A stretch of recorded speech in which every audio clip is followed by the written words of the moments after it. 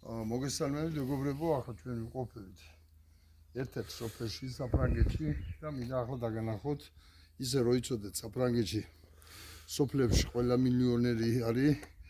აი გთხოვ დაანახოთ, ეს მანქანა არის ფრანგული, იქეთ ორი მანქანა არის ფრანგული, აქეთ მანქანები ყველა არის ფრანგული. ახლა მოწამოდით აქ გავიაროთ. ყველა არის ფრანგული მანქანები. ფრანგები მიტო კი არა რომ უჭირთ.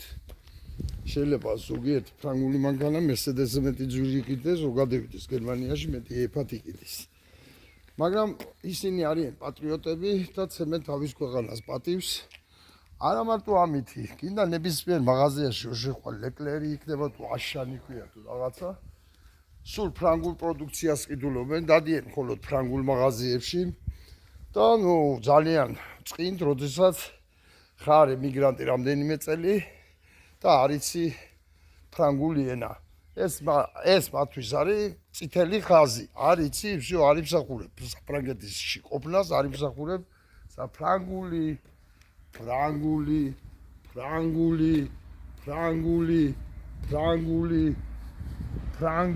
ნუ აღარ BMW, Volkswagen-ი, ფრანგული და ასე შემდეგ.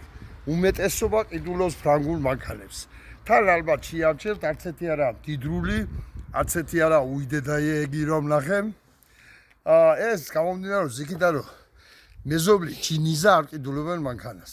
მანქანას ყიდულობენ გადაადგილების საშუალება ამ გენისთვის. მანქანა როგორაცაც უნდა იყოს, ერთმანეთის ჯინიზა არც დასასწრებლებს იცრომენ.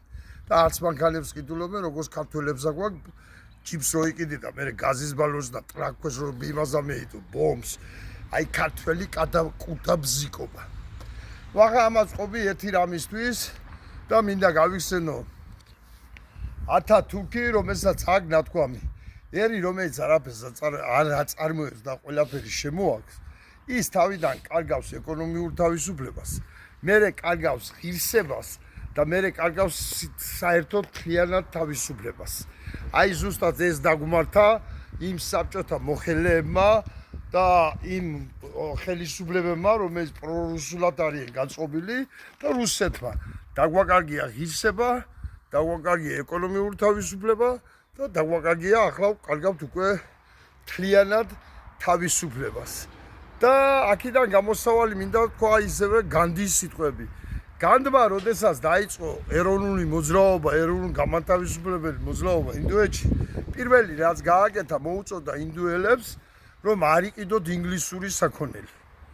არ იყიდოთ ინგლისური საქონელი და გადადით მხოლოდ ინდურ წარმოებაზე, ინდურ პროდუქციაზე და ამით მიაღწია მშვიდობიანი მეთოდით გამარჯვებას. ნუ ერთ-ერთი დიდი ფაქტორი ეს იყო.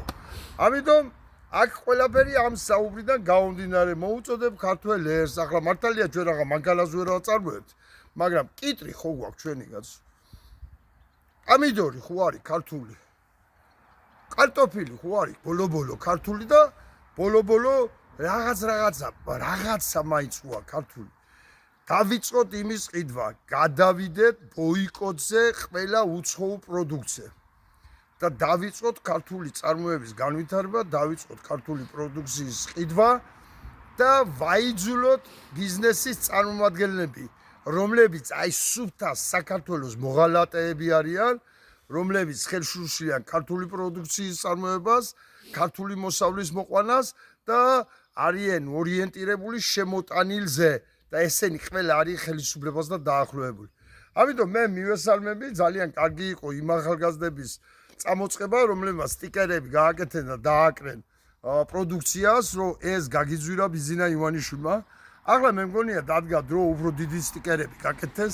ხდა ყველა ბიზნესი, რომელიც ქართულ ხელისუფლებას ემსახურება, რომელიც ფულს აძლევს ქართულ ხელისუფლებას, რომლითაც ისინი ჯერ კიდევ არიან ხელისუფლებაში, გავაკეთოთ სტიკერები, გავაკრათ.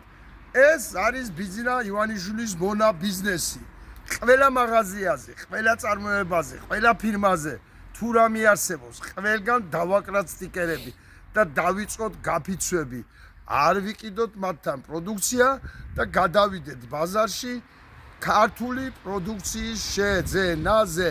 ეს არის ერთი მეთოდი ბრძოლის. მადლობთ ყურადღებისათვის.